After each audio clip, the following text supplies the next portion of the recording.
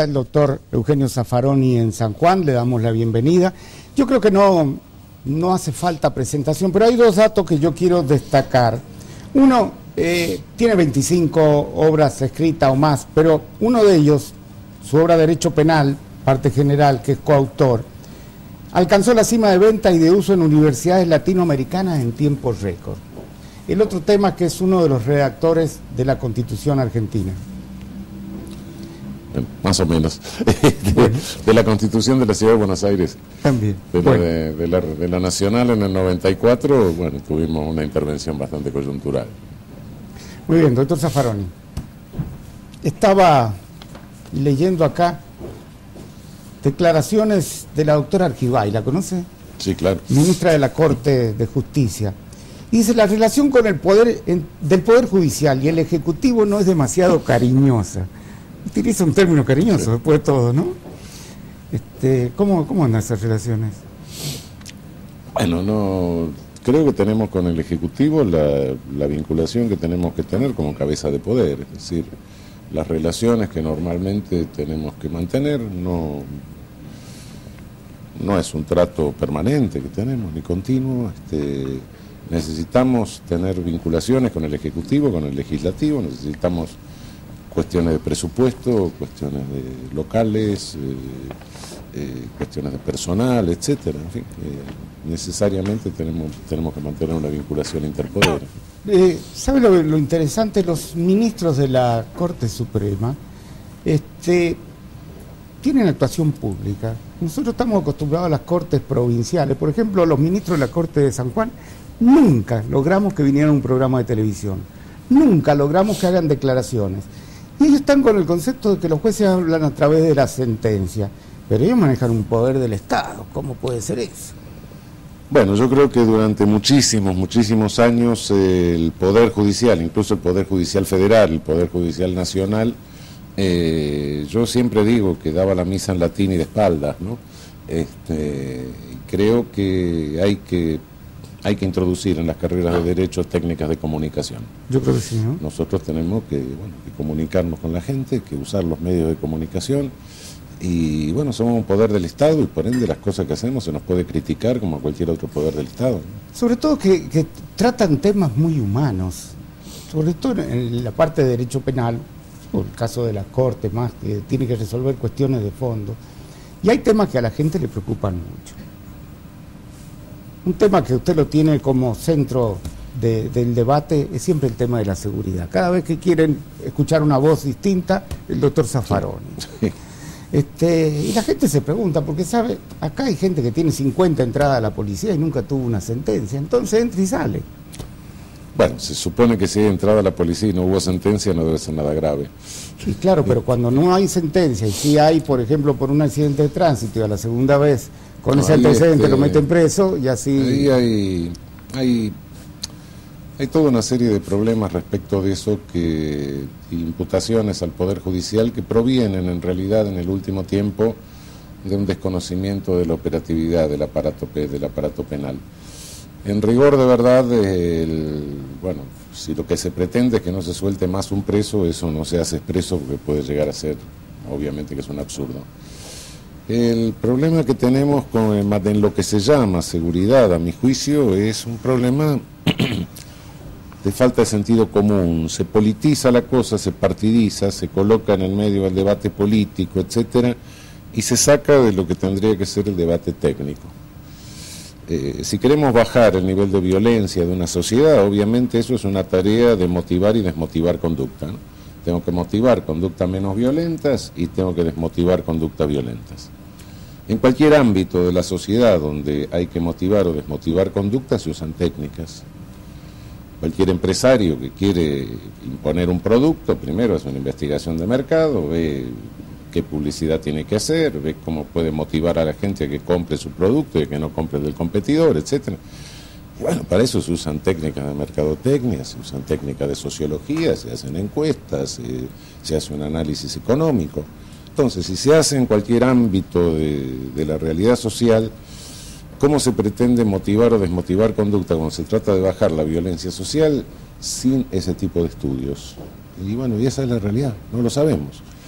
¿Pero quién tiene que hacer esto? ¿El Ejecutivo? Es el gobierno. Pero el gobierno le tira la pelotita a los jueces. Sí, lo que pasa es que no le interesa al Estado hacerlo porque no sabe.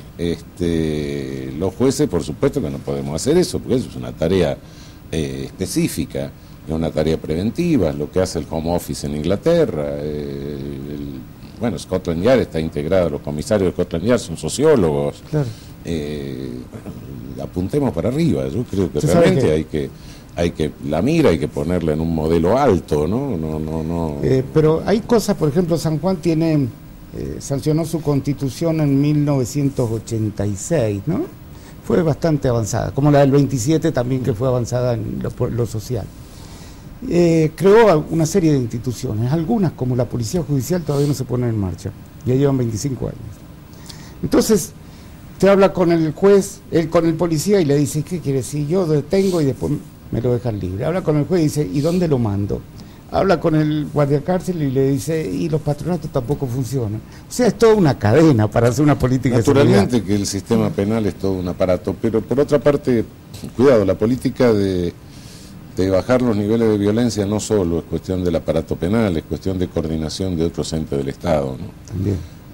Tengo que ver cuál es no la causa de la conflictividad en general. Hay medidas que se deben tomar en forma inmediata, hay medidas de mediano plazo y medidas de largo plazo.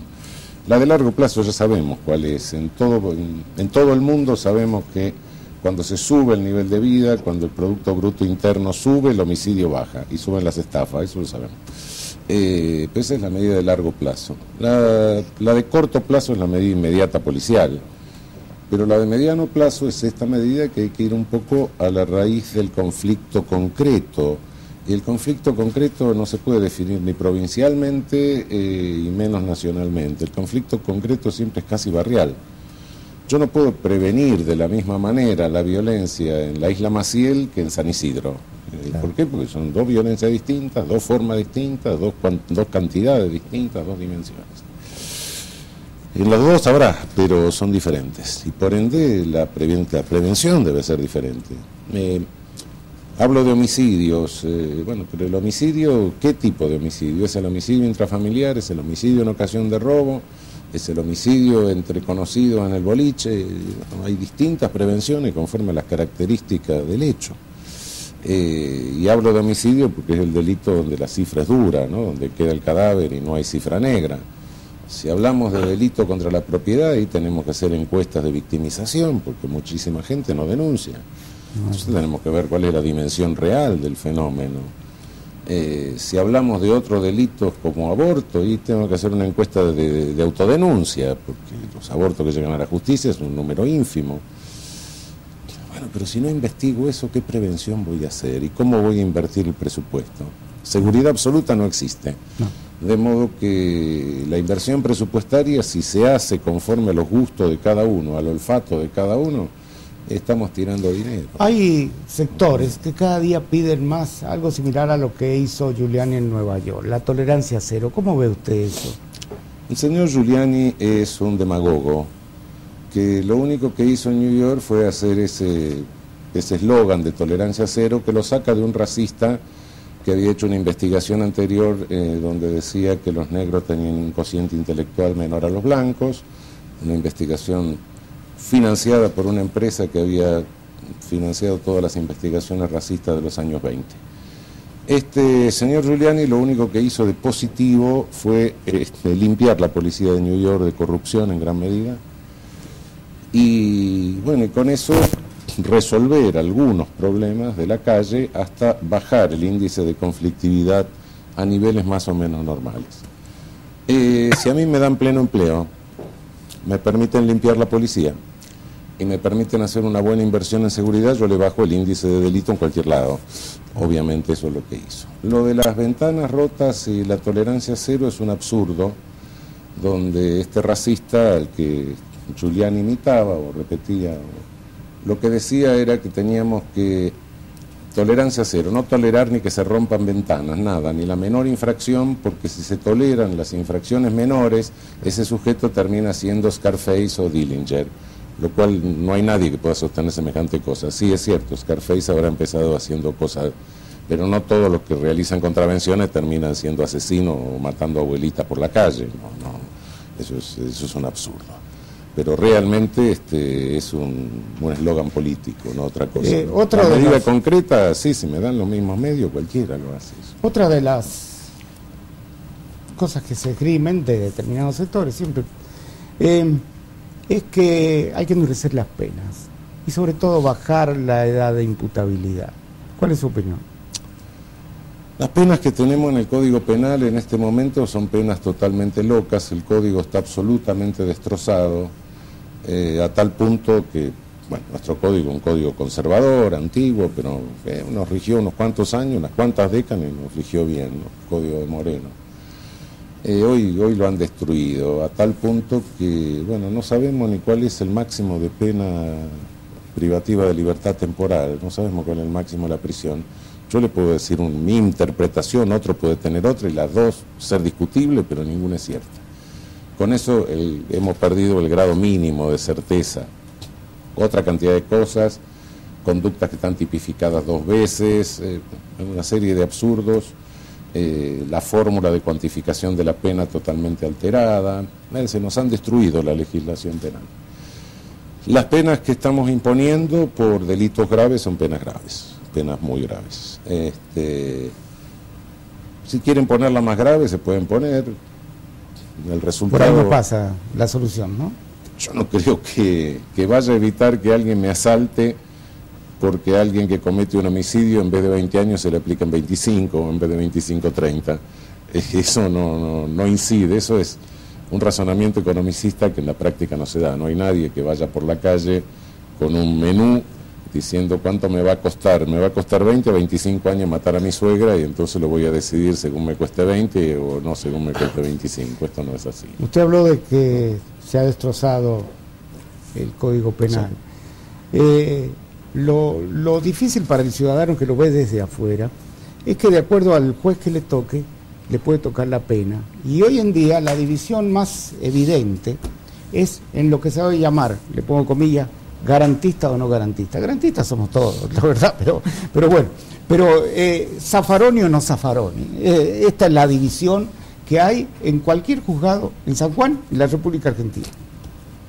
Ha llegado a ser muy importante usted. Las garantías son de la Constitución, no son mías. Y tampoco se inventan. Las garantías se fueron consiguiendo a través de la historia, dolorosamente y como resultado de catástrofes y de desastres. Si eliminamos garantías, vamos a tener un policía bajo la mesa, vamos a tener el gobierno que se nos mete donde quiera, vamos a tener que nos escuchan todas las conversaciones, vamos a suprimir el ámbito de privacidad, vamos a perder todos los derechos, la libertad, la propiedad, la vida, la integridad física, etcétera. Bueno, si hay alguien que quiere un Estado absoluto, que lo confiese. No estará de acuerdo con la Constitución, y yo respeto que puede haber gente que sea partidaria de un Estado absoluto, que haya nazi, que haya fascista, que haya stalinista, ¿sí? Pero que asuma ideológicamente la posición, discutiremos políticamente, pero que asuma la posición. Doctor, que no me diga que es liberal, pero que no respeta garantías. Bueno, entonces eso no lo entiendo ya. Ahí perdí el tren, ya no